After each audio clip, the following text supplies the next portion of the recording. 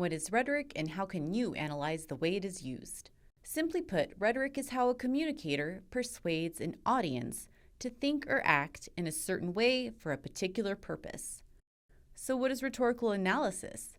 We are going to say rhetorical analysis is breaking down the different uses of rhetoric to determine if a communicator was effective or not in persuading an audience. Let's do this in 5 steps. Step 1 represents the crux of rhetoric, audience. Why is audience important? Let's say we write a very compelling scientific article about how to protect California redwoods from forest fires, citing decades of complex data from our research, and we get it published in Rhetoric magazine, designed for 7 to 10-year-olds. Was all of our academic language and research effective or ineffective? Ineffective. Audience matters. How do you know who the audience is? If you are examining an article, look at where it was published and ask questions such as, what topics are covered by this source? For example, sports, politics, parenting, or dating. Is it easy for anyone to understand, or does it have a lot of complex words requiring insider knowledge? After examining the piece you are analyzing, what can you conclude about the reader's ages, incomes, or education? These same kinds of questions can be applied to videos, podcasts, or speeches. Once you understand the audience, it is time for step 2, identify the communicator or rhetor. The goal is to figure out if the person is a good source of information for a particular audience. For example, if I tell you definitely go to every TTU home basketball game, the parking is plentiful, the seats are comfortable, and the food is cheap and healthy. Then I tell you, I've never been to a TTU basketball game.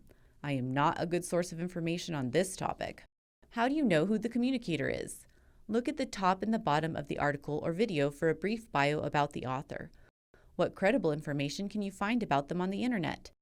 Have they written or produced other content you can briefly review? Step 3 is to identify the communicator's purpose. In general, the purpose is to persuade the audience. Now we are talking about what specifically the communicator wants the audience to do or how the communicator wants the audience to think.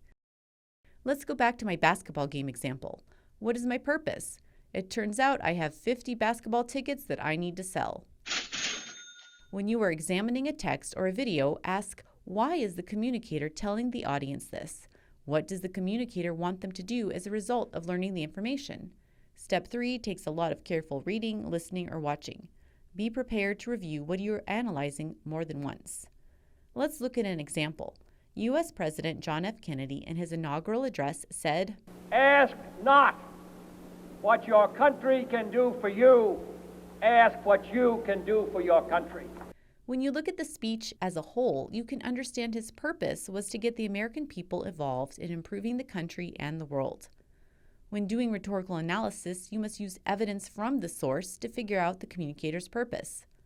Step 4 is to identify the rhetorical appeals and strategies the communicator uses. Just like step 3, this takes a lot of careful reviewing. A rhetorical appeal is the general way a communicator attempts to persuade the audience. These fall into 4 main categories. Logos relates to logic. Ethos relates to the credibility of the communicator. Pathos relates to the audience's emotions. And kairos relates to timing and opportunity. The strategy is the specific way a communicator attempts to persuade the audience. Communicators have a lot of strategies available to them. For example, they could tell a funny story. That would appeal to an audience's pathos, emotions. This strategy might win over the audience because we're more likely to listen to people who make us laugh. Repetition is a logical move. It reminds your audience of your point and helps them to remember. Timing and opportunity can be important tools. Let's say book 3 of a series is newly released. A bookseller's strategy could be to make the display with all 3 books to take advantage of the opportunity to sell all 3 instead of just the newest one. A good communicator will change the appeals and strategies depending on the audience and the purpose. Also, there can be more than one right answer. You just need to back up your claim with evidence from the source. Let's go back to our example. In Kennedy's quotes, he was appealing to the audience's emotions. His strategy was to create a sense of group mentality. If the audience feels like they are part of a group, then they're more likely to act like the rest of the group. Remember, the goal of using rhetoric is to persuade the audience to think, believe, or act in a certain way. Now you can go on to step 5 and decide if the communicator was effective or ineffective in persuading the audience using the rhetorical appeals and strategies. In summary, when doing rhetorical analysis, you need to find out who is the audience, who is the communicator, what is the communicator's purpose, what is the communicator trying to persuade the audience to do or believe, what appeals and strategies is the communicator using, and was it done effectively for that audience. When you understand how to identify appeals and strategies communicators use, you can begin to see them in speeches, podcasts, and commercials, making you an informed and savvy participant in the world around you.